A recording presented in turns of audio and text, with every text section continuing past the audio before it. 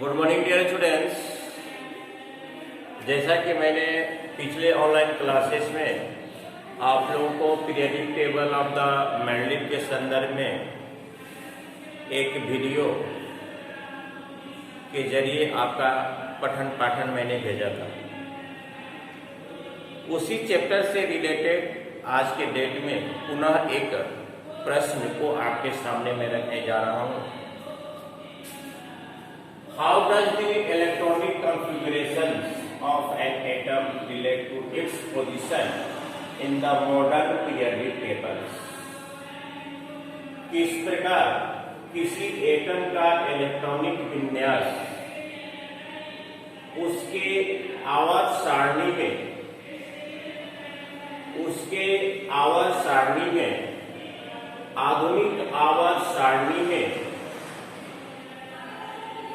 स्थान निर्धारित से संबंधित है।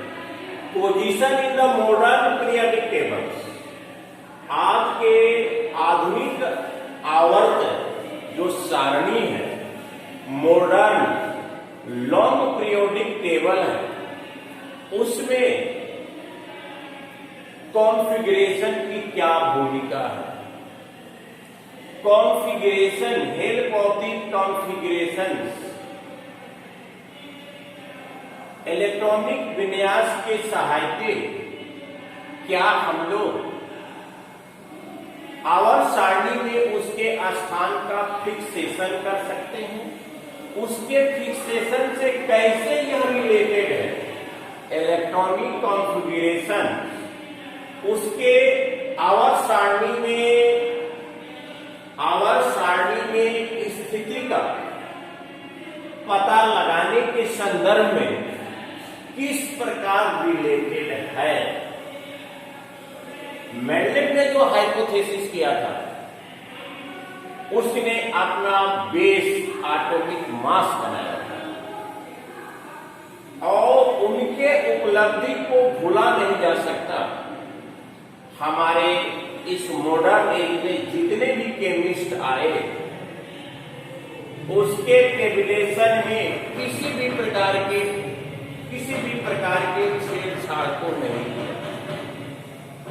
केवल एटॉमिक मास को हटाकर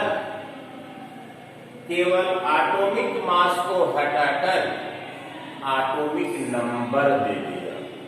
उसने कहा कि एटॉमिक नंबर के द्वारा all properties of the elements are dependent on atomic number of elements।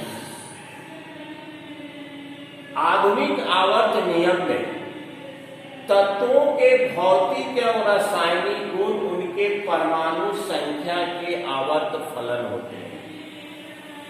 मैंने कि उनका प्रॉपर्टी परमाणु संख्या पर ही निर्भर करता है। जैसे उसने कहा था कि एक अंतराल के बाद, एक सर्टेन ड्यूरेशन के बाद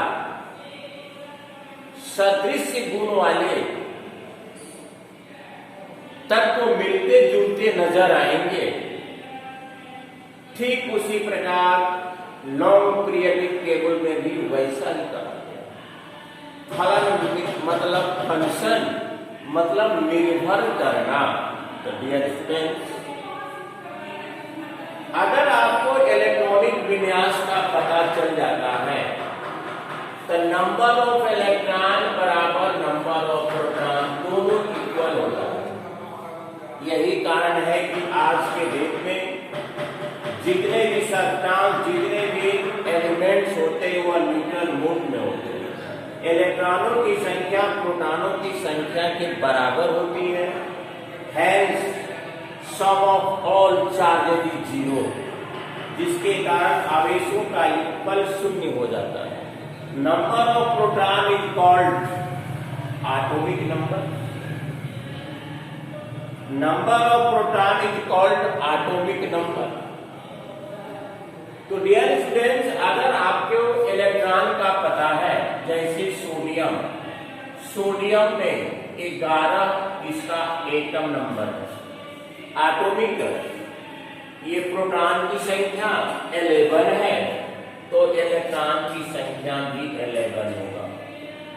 और जब इलेक्ट्रॉन की संख्या 11 होगा तो चलिए इसके इलेक्ट्रॉनिक विन्यास का पता करें हम लोग। इलेक्ट्रॉनिक कॉन्फ़िगरेशंस, इलेक्ट्रॉनिक कॉन्फ़िगरेशंस आपको पता है कि पहले सेल में अधिकतम कितने इलेक्ट्रॉन रहते हैं? 2n², जहां n नंबर ऑफ ऑर्बिट, जहां n नंबर ऑफ ऑर्बिट। ये पहला सेल हो गया, ये आपका पहला सेल। तो 2 गुना a का स्क्वायर बराबर 2, इसमें आपका 2 इलेक्ट्रॉन रहेगा। अब चलिए दूसरे सेल में कितने मैक्सिमम इलेक्ट्रॉन एक्सिस्ट हो सकते हैं? 2n का स्क्वायर, 2 गुना 2 का स्क्वायर बराबर आपका 8। और तीसरे सेल में सोडियम के पास कुल 11 इलेक्ट्रॉन है। सोडियम के पास कुल 11 इलेक्ट्रॉन है। रिमेनिंग इलेक्ट्रॉन डियर स्टूडेंट्स कितना बच रहा है? 8 2 10, ये डिस्ट्रीब्यूशन हो गया, ये हमारे ऑर्बिट में डिस्ट्रीब्यूटेड हो गया। अब सोडियम के पास रिमेनिंग इलेक्ट्रॉन कितना बच रहा है? 1 बच रहा है, यहां पर 1। अब देखिए, जो ऐसे वर्टिकल में होता है उसको हम लोग ग्रुप करते हैं, और जो हॉरिजॉन्टल में होता है उसको पीरियड करते हैं, उसको हम लोग पीरियड करते हैं। ये जो वैलेंस इलेक्ट्रॉन है, valence electron is represented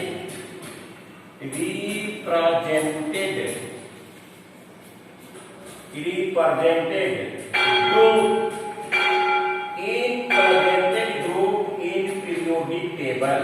in periodic table, जबकि नंबर ऑफ ऑर्बिट कितने कक्ष में इसके इलेक्ट्रॉनों का डिस्ट्रीब्यूशन हुआ है, कितने ऑर्बिट में इसके इलेक्ट्रॉनों का डिस्ट्रीब्यूशन हुआ है। तो number of orbits are represented number of period। आइए number of group dear students, sodium के इलेक्ट्रॉनिक कॉन्फ़िगरेशन से मैंने यह देखा कि इसके आउटर मोस्ट में 1 इलेक्ट्रॉन है। जो आउटर मोस्ट में 1 इलेक्ट्रॉन है वह रिप्रेजेंटेड करता है नंबर ऑफ ग्रुप, और इसके जितने इलेक्ट्रॉन मैक्सिमम 3 ऑर्बिट में डिस्ट्रीब्यूटेड है, तो जो 3 ऑर्बिट है वह रिप्रेजेंटेड करता है नंबर ऑफ पीरियड। इस प्रकार सोडियम का मॉडर्न पीरियोडिक टेबल में क्या फिक्सेशन है, क्या प्लेसमेंट है? फर्स्ट ग्रुप के तीसरे पीरियड के फर्स्ट ग्रुप में, तीसरे पीरियड के फर्स्ट ग्रुप में इसका प्लेसमेंट आपका क्या हुआ? प्लेसमेंट आपका हुआ, ग्रुप हो गया आपका पहला, ग्रुप हो गया पहला, और आपका पीरियड हो गया तीसरा।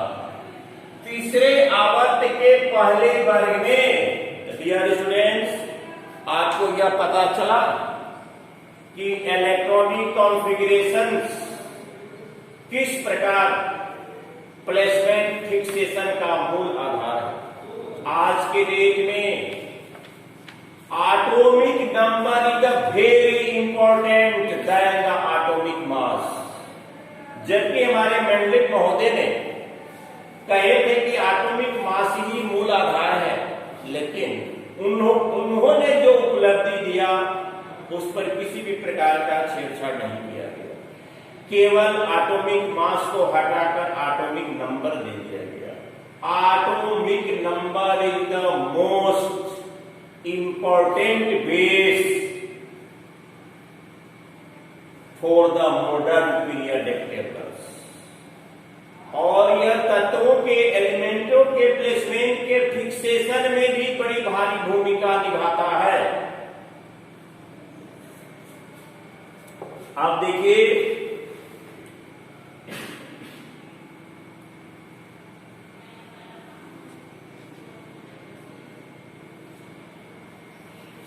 एक क्वेश्चन है,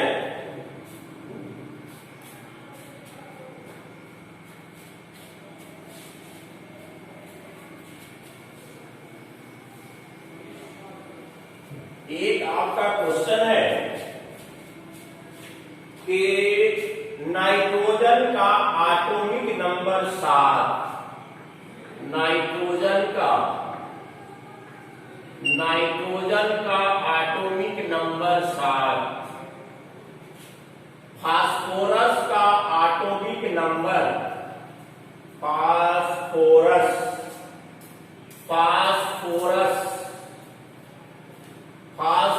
का atomic number 15 belong to group 15 of the periodic tables. Write the electronic configuration of the two elements. Which of these will be the more electronegatives and the why?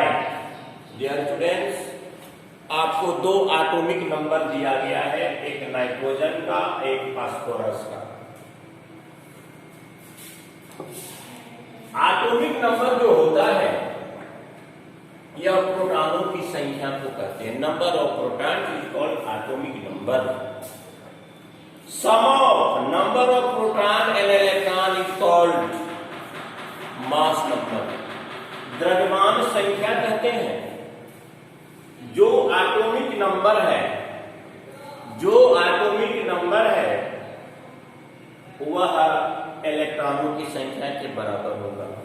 तो इसका इलेक्ट्रॉनिक विन्यास 2, 5, पहला KL, पहले cell में maximum 2 electron, दूसरे cell में 8, लेकिन 2 electron निकल जाने के बाद नाइट्रोजन के पास 5 ही इलेक्ट्रॉन बचता है। नाइट्रोजन के पास 5 ही इलेक्ट्रॉन बचता है, 5 ही इलेक्ट्रॉन बचता है। फास्फोरस का इलेक्ट्रॉनों की संख्या 15 KLm। अब इसको आप लोग ये कीजिए कि पहले सेल में कितना इलेक्ट्रॉन होता है, पहले सेल में कितना आपका इलेक्ट्रॉन होता है, या देखिए पहले सेल में 2 इलेक्ट्रॉन 2n² 2, दूसरे सेल में 2n², 2 गुना 2 का स्क्वायर, 2 दूनी के 4, दूनी के 8 हो गया। अब फास्फोरस से 10 इलेक्ट्रॉन को आउट कर दीजिए। अब फास्फोरस के पास कितना इलेक्ट्रॉन बचा? फास्फोरस के पास रिमेनिंग इलेक्ट्रॉन कितना बचा? 5। अब इसका फिक्सेशन कीजिए, प्लेसमेंट कीजिए। देखिए तो इसका बैलेंस इलेक्ट्रॉन आउटर मोस्ट में क्या इलेक्ट्रॉन है? 5। तो outer most electron is the represented number of groups, और टोटल कितने ऑर्बिट हैं? 2 ऑर्बिट हैं। The number of orbit is the representative of the number of period. तो इसका फिक्सेशन जो मॉडर्न पीरियडिक टेबल में होगा, ग्रुप हो जाएगा आपका 5, ग्रुप हो जाएगा 5, अब पीरियड आपका हो जाएगा 2।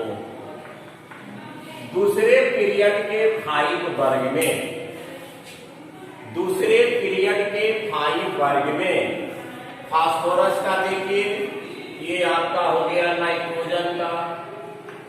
अब देखिए फास्फोरस का, फास्फोरस में नंबर ऑफ ऑर्बिट 3 और बैलेंस इलेक्ट्रॉन 5, बैलेंस इलेक्ट्रॉन 5 है।